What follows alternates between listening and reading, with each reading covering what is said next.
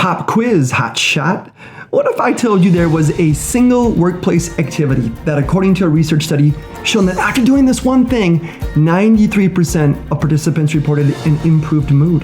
79% report lower stress. And to boot, 75% of respondents felt proud to work for their employer. Oh, baby, jackpot, right? So what's that one workplace activity? The simple act of giving back.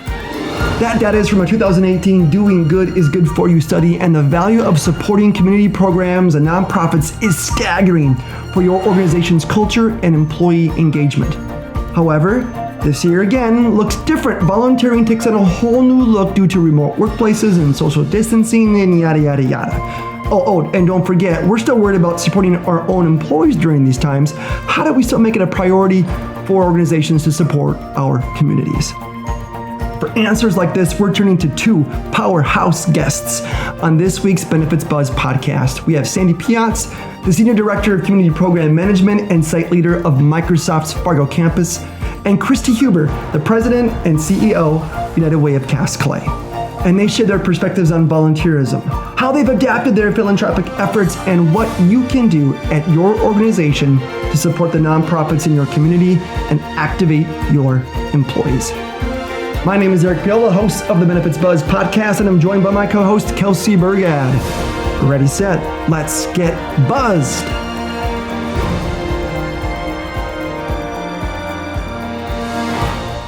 Hey everybody, welcome to another episode of Benefits Buzz.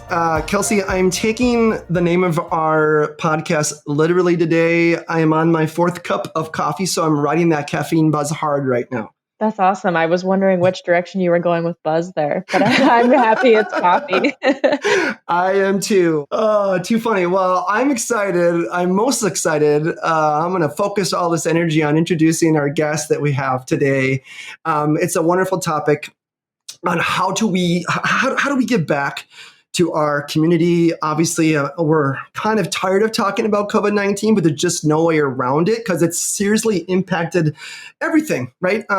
In terms of how we work, how our employees interact with each other and with our community. And that's why we've brought on two just stellar guests today, dear friends and prominent individuals in our community at two awesome organizations. I'd like to welcome Sandy Piatz, who is the Senior Director, Community Program Management and Site Leader at Microsoft in Fargo campus, and Christy Huber, the President and CEO of United Way of Cass Clay. Welcome. Thanks so much. Great to be here today. Thank you. I am.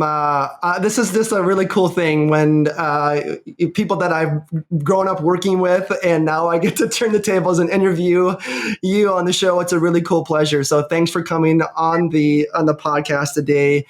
We've got a really good topic in front of us, and I can't wait to dive into it. Because I think this is probably something that HR professionals are kind of reeling with. Before we do so, I just want to take a moment to make sure and give you the opportunity to talk about sort of your roles. Obviously, you're leading two large, well-known organizations, not only in our area, but in the country. But I'd like to hear about what your role entails and just a tish about the organization you work for. Christy, I'll let you go ahead and go first. You're so kind, Sandy. So my name is Christy Huber. I serve as the President and CEO of United Way of Cass Clay here in Fargo, North Dakota. And we focus on how can we create a better tomorrow for everyone in our community. We focus on reducing hunger and homelessness, preparing children to succeed, helping people be independent, and lifting people out of poverty. And so we do that in partnership with great organizations like Microsoft, like WEX Health, because we just know that it takes all of us doing a little bit in order for us to make a big difference in our community. And so we are one of 1,200 United Ways that are across the U.S. And we're really proud that we're actually in the top 100 of the United Ways that are raising funds to help their community be even stronger. Huge accomplishment. Congrats to you. And you're just you and United Way is a great asset to our community. So thanks for coming to the show. Sandy, how about you? Yeah, thanks, Eric. And I agree. United Way is such a great asset. They are a local partner of Microsoft's here in Fargo, and then also a national partner for Microsoft. So it's exciting to be on the podcast here with Christy from the United Way. As you mentioned, I'm the site leader for Fargo, and so my team and we oversee the site strategy, cross-site employee engagement, and that includes when you think about the whole life cycle of an employee, from how we help recruit and retain and onboard to the morale and training and support to their life cycle here at Microsoft. We also do the community engagement, which is where I get the benefit to partner with the United Way quite a bit. And then we lead our executive briefing center and our STEM programming. And what we do for the community program management effort across the Americas is we take a lot of this strategy and effort that we do here locally in Fargo, and we figure out how do we help do that same type of connection where we have other sites across the Americas. And so our organization at Microsoft is a technology company, and we're truly dedicated to helping advance both the human and organizational achievement through the use of technology. Worldwide, we have over 156,000 employees, and here in Fargo, we have about 1,700. Yeah, it's one of the top 5 campuses that Microsoft has. It's always like a jaw dropper for people when they find out that little old Fargo has one of Microsoft's largest campuses. So that's great. So, well, welcome both of you onto the show again. I want to get real quick here and ask you a poignant question. So HR professionals, they've been reeling, right? They're trying to support their organization and their company. And their employees. And this podcast episode is about, giving back to the community. And so it's a tough balancing act for when, they're kind of concerned about their own well-being and their company's well-being. How have you found, one, from both of your perspectives, how has this COVID-19 kind of impacted the way in which you've seen organizations give back? Is it still a priority for them? Or we know it probably should be, but it's got to be difficult. So what are you seeing in terms of fundraising and community involvement from organizations from your own perspectives?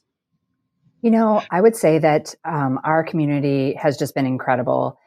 We have community partners and companies that truly are focused. I think it's one of the reasons why our community is so strong. They want to figure out how can they give back, how can they really incorporate philanthropy and volunteerism into the culture. And that I see as a very strong theme for some of the best companies that we get to partner with as well. Right now, actually, has been one of the most challenging times because everybody is working from home, or people are remote, or people are just not in the same space. And so, how do you create that camaraderie and continue to be able to set goals that will achieve common success? And so right now, one thing that we're doing locally, every year we have a school supply drive, and we have set a goal to be able to fill 6,000 backpacks for our community kids.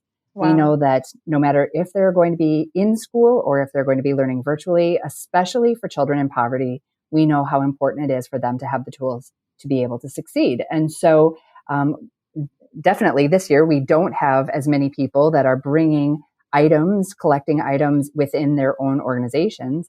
And so we needed to come up with something innovative to be able to offer the companies to still participate. And so we partnered with a company called Runga. And what they did is they helped us set up online virtual school supply drives. So I know that Microsoft was one of our partners in doing this. And it was so exciting for us to see them share this information with their team members, because Microsoft just has a tremendous philanthropic heart as an organization. It's just part of their culture. And so for us to be able to see the way that they shared this information and the way that we could see the number of supplies that were being virtually purchased throughout their organization was incredible. And so it wasn't just Microsoft. We had around 25 other companies that really got on board, because they said, this is a cool way for us to bring people together and set a common goal that we can accomplish together without us being in the same space.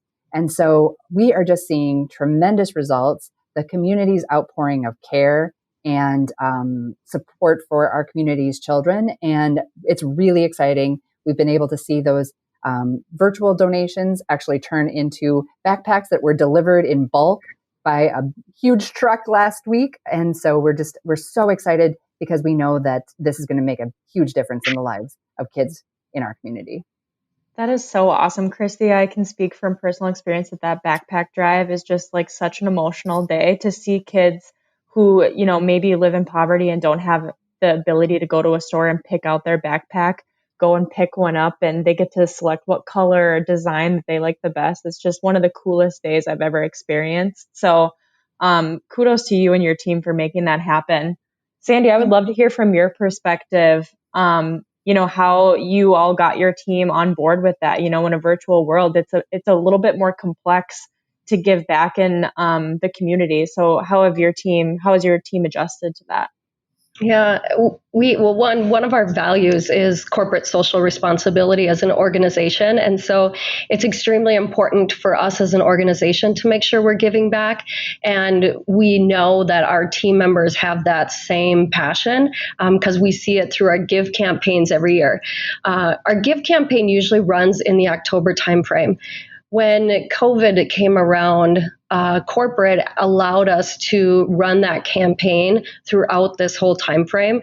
And so it's called Microsoft Together is the name of the campaign that we run. So it was super excited to be able to allow and enable employees to give back throughout this whole time. Christy's team came to us with the idea for the school supply drive. And so we were super excited to be able to share that across our team members because we've continued this engagement virtually, whether it's through virtual town halls, through our newsletters, through our manager meetings, and then creating meetings in a box for our managers to share and uplift to their team members. And so it was really a great opportunity to leverage that campaign. Our team members done a few other things that we, even amidst the time when we're not at the site together, we did a drive-by food campaign where we gathered food and delivered it to the local food pantry. We have team members who are extremely technical, and so they created these bands that help pull the masks straps away from the ears and allow the mask to be more comfortable, and they did that through 3D printing. And we partnered with Gateway to Science in order to distribute those to all the healthcare workers locally. And so those are just a couple other examples in addition to the school supply drive of what we've seen either team members jump in and do or us to be able to coordinate as a site here in order to help support the local community. Wow, those are awesome examples. And my fear originally would be that, are you finding that, employees, because they're dealing with their own issues and figuring out how to work from home and parent and do school, and that there will be this maybe apathy to give and to get outreach. But from what I've heard, you're still seeing, a lot of engagement from your employees, Sandy. You're seeing some really cool, innovative things that they've taken it on themselves to do. Those are great examples. Have you seen any kind of, drop in engagement, or are you seeing an acceleration in engagement? I love your perspective there. Yeah, we've actually seen an increase in engagement, and we've actually also seen an increase in the number of ideas that are coming forward. So in fact, like the 3D printed mask strap, the food supply drive, those two examples I shared, those were actually team members that came to us and said, hey, can we run this type of a campaign, or can we do this? And so it's really exciting to see those, not just the engagement up in regards to team members giving back, but also the actual idea generation, and where they're actually saying, hey, I want to help out here. What about this idea? And so I think, as an organization, it's one thing to say, yes, go give back. And then also, how do you give them that space and empower, enable them to be also the creative curators of, here's a problem, how do we go solve it? And give them the tools and resources to bring that forward and make sure that they have that support from the organization. Yeah, that is, I think, I'm just overwhelmed and glad to hear that, right? Like, way to go, community, way to go, people, right? Like, people understand it. And we were talking before the show that, COVID-19 has impacted everyone, and, with all the unemployment and furloughs. And I think when I hear about your mission, Christy, and the people that you're trying to help, I can't help but think that these are the people that are potentially impacted the most by what's happened, right, in the economy and everything. And so if there was ever a time to really be focused on helping those in need and supporting the community, it's now, right? Absolutely. Actually, we had a mom and a daughter that stopped into our office yesterday, and they had heard about the school supply drive, so they wanted to learn more and stopped in our office, and I had a chance to hear their story. And it was just, this is not a story that is just Fargo. This could be the same story across our whole entire US. It was a mother and a daughter that actually had just been relocated out of a family shelter. They had lived in the shelter for 11 months. And prior to that, they actually were living in a tent. And in Fargo, it gets very cold. And so they were doing this during the winter. And so for them to be able to have had this next step, to be able to move into a small apartment, just stable, long-term shelter that is theirs, this was a huge step. And so they wanted us to make sure that we shared with the volunteers, the donors, to let them know that, it may not seem like a lot to others to have a backpack with these school supplies, but for them to be able to have all of those basic tools so that their daughter, who's 9, could start the first day of school on the same foot as other students, that was a huge, huge impact for their family. And so, it really made me stop to think about, and this is just one story, we fill 6,000 backpacks, and we know how important this year, because we've talked to the families that are in hospitality, in food service, have now been laid off from working at hotels, and how important it is for us to be able to provide these very specific resources to encourage, because we know that equity is a really important topic in our communities today. And in order for us to reduce the gap for those families and to be able to see our children, our next generation, our future leaders succeed, these small acts of kindness are incredibly important. Wow, Christy, I'm just so blown away listening to the efforts that you and your team do every single day to help those people. It's just nothing short of amazing. I'm just sitting here thinking about our HR listeners, and I've said it before and I'll say it again. I mean, they're in a really tough spot right now, trying to figure out how to navigate this pandemic. And like Eric said, I think we're all sick of hearing about it at this point, but it really has changed our lives. But listening to you two talk about what you've done in your specific areas to continue to promote giving in a time where people need it the most, what tips can you give to those HR teams to help promote the giving across their employee base for those who are in need? Christy, I'll go ahead and start, and I would love to hear your perspective to add on as well. One of the tips that I would say is to make sure that employees know that they can have the time and support them with resources if the organization can, in order for them to give back to the community. It's so important for us to understand as people where we live, where we work, where we play, and the impact that we have on every day to make that community a great place to be. And that there are a lot of people that there's always a story out there that's less, that you could help, that there's somebody that is less privileged than you are. And so how do you leverage your given talents and your resources in order to help them? And I think if employees or if employers can continue to educate their employees on the impact that they have on the local community, to give them the space and the resources or the time, if they have more time than money, in order to encourage them to go give back. Just knowing that an employee is empowered to go do that is so important. The second thing that I would say is that giving back is just an amazing way to create employee engagement.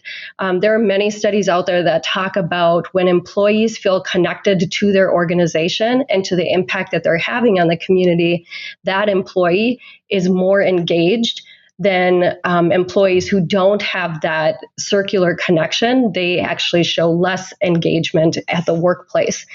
And so the more that you can create opportunities for employees to give back in conjunction with their work is extremely important as well. During this time of COVID-19, I know we can't get together in person a whole lot, but we have beautiful weather right now. And so there's a lot of outdoor social distancing space that you could do in order to create give back opportunities as well. One of the things that we've done recently, sustainability is a big passion of ours at Microsoft. And we were working on a water preservation project along the Red River here. And as part of that water preservation project, we created volunteer opportunities for the team members in conjunction with the Audubon group, where our team members and their families were able to come out, learn about our trails and ways that they could get outside with their families. And then they also planted pollinators. We planted 2,400 pollinators in one day that helps restore the grasslands along the Red River. So there's a lot of creative ways that you can get your employees engaged, create that employee engagement opportunity, and still do it with the physical distancing that's required and or outdoors. I love that, Sandy. Microsoft is just so inspiring the way that they lead through giving back. It's incredible. And so, I just appreciate hearing all of these different areas because you are so globally minded and also locally focused. It's inspiring. I would just say, I echo Sandy's comments. I would encourage HR managers and directors to truly celebrate when they see their team members doing something to give back, to lift it up, to share it throughout the organization, whatever channels that they might use.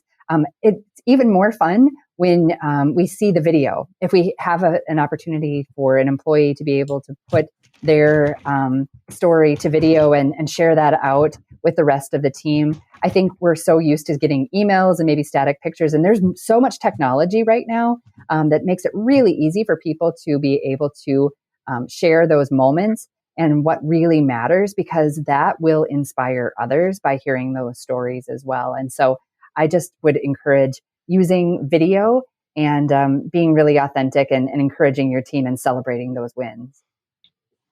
That's a great awesome. Christy.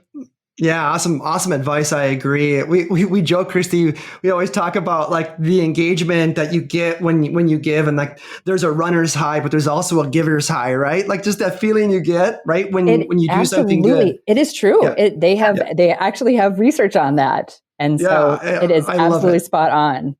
And I think it's the point is like, don't underestimate what that can do for employee morale and for engagement to allow them opportunities to give back for sure. Absolutely. There's a Deloitte study that showed exactly what you were just talking about. And so it's a couple of years old, but again, great research out there about how important those very authentic opportunities for employees to give back, how that truly does build culture and connection to their employer. That's great. I love science. I do too. Besides the feel good, the tingly is I love when science can back that up too. I will say, I want to also, I know that people that are listening aren't coming from large organizations like Microsoft and maybe don't have the ability to pivot or be nimble. And I know there must have been challenges that you faced, right? And so I love to hear, with every learning, there are, things that we try to do and we come up with, there are shortcomings. And so I love to hear, what are some of the challenges that you ran into? And then how did you shift and pivot to make it a successful and continue to be a successful kind of giving culture? This is Sandy. From my perspective, some of the challenges that we went into is the constant changing of whether it's local requirements, where we were doing the volunteer projects to make sure that we were staying up to date on the changes that were happening just from a regulatory standpoint. And then also getting creative and taking our employees in consideration in regards to what our employees are dealing with. We really had to take into consideration that, our employees are working from home. If they have kids, there's online school learning that's going on. And so making sure that we're looking at everything from an employee's perspective, from an accessibility and diversity perspective and then also the local regulatory guidelines, so that we could make sure that we're keeping our employees safe, that we're doing things that are consideration of their time, and then also really empowering them to go give back within the areas. And so things that we used to do in evenings and over lunch hours had to get a little bit more creative on some of that. And so that was probably the biggest challenges we ran into. I think for us, one of the first things that we ran into was we have normally our annual meeting in March. And technically speaking, we usually have around 700 people that come to our annual meeting. And this happened 2 weeks before the actual shutdown started locally for us. We said, we're going to pivot. We're going to do a virtual event. And, we had tremendous technology partners that helped us make that happen. And we just looked at how do we engage our different companies across the organization or across the community. We wanted to make sure that they had an opportunity to have a voice and for us to be able to celebrate all that they had accomplished. And so we pivoted and did everything online. And normally like I said, we'd have 700 people that would attend. We had over 1,200 people that watched online with us that day. And it was just an incredible engagement opportunity for us. And so we recognize that now we're several months into this. I think that we will be able to continue to have our virtual events just because it's more convenient for people. And so for us, we just looked at how do we meet people where they're at rather than fighting it? And how can we be a true partner and make things more convenient and accessible for people? And so we've seen a tremendous amount of success with that. And we have a program called Emerging Leaders. And it's for people who are of a mindset that they are continuing to emerge and want to continue to learn and network and be a part of something really special and bigger than themselves in our community. And WEX is actually a sponsor of that program for us. And we just have found wonderful engagement with this group of over 900 individuals in our community, popping in and being a part of virtual sessions, virtual conversations, so that it meets them at the point where they can feel like it's accessible for them. And so it's really exciting to see what kind of response we've had, and especially as things across our community have changed and how we've had really important conversations about diversity and equity and inclusion that need to happen. And we're excited. We have an opportunity to have a session on that coming up soon. And so we already have over 300 people that have registered for that. So we're meeting people with topics that are important to them, but also meeting them at a point where it's very convenient for them to get involved. And so again, we have pivoted to switch what is the way that we did it before and how can we meet people and invite them in with the new normal. I love it. I love it. I can feel the runner's high or the giver's high already just from talking to both of you. So, I mean, I can't tell you how much I appreciate you both coming in and giving your perspective on this. I want to hear from you both. How can our listeners give back? How can they help promote what you're working on, Christy? I would love to have an outreach. If people are interested in giving back and maybe just want to have a conversation about how to be inspired in their own community, I would love to have those conversations. They can absolutely reach out to me at unitedwaycastclay.org. Would love to have, I think that's where those exciting new ideas come from. And again, if this can be a spark for another community, that's what it's all about. It's about making our stronger community a stronger nation, and getting people plugged in where they want to be inspired. So I think that, obviously if they're excited about how they can give back to help our community and people in our community, it's easy to learn more about our work online. and also give online as well. I love that. That was the battle cry and a good opportunity to get involved. Sandy, I don't know. Can we get our hold of these 3D mask things, or what's the best way to, that Microsoft contributing and anything that we can do to get involved to help their cause, since you guys are a large organization making efforts across the world? Is there anything that we can do to help your efforts? Oh, I appreciate that question, Eric. I'm a firm believer that we're all stronger together when we work together.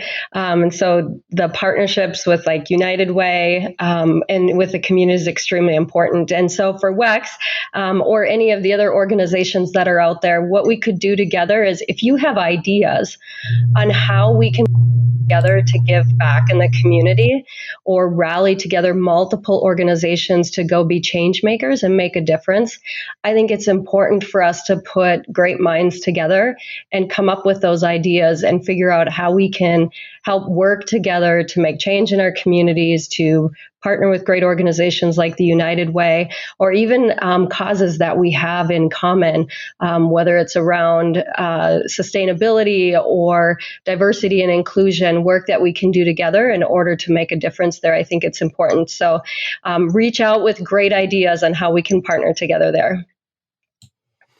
Wonderful. Well, thank you both for coming on the show. It's again, just a wonderful, I appreciate both of your perspectives. I think it was important to hear not only from the nonprofit United Way, and just understanding how you've kind of made it easier for those to give. And of course, Sandy, Microsoft leading the way with innovation as always, on how to really enable their employees to feel a part of giving back to their community. So thanks both of you for perspectives. And I'm going to go have my 5th cup of coffee after this.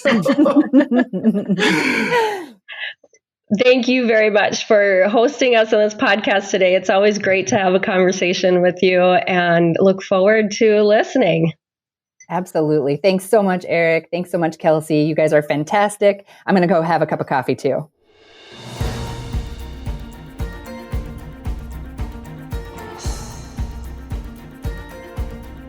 WEX is in the business of simplifying benefits for everyone. Now, although we certainly hope our podcast sparks some aha moments, like that was pretty cool, but of course we cannot provide legal, investment, or financial advice. And, well, therefore, nothing shared in this podcast should be interpreted as such. We encourage you to seek out appropriate professional advice regarding your plans. Hey, congratulations! You made it through our disclaimer. Thanks for listening.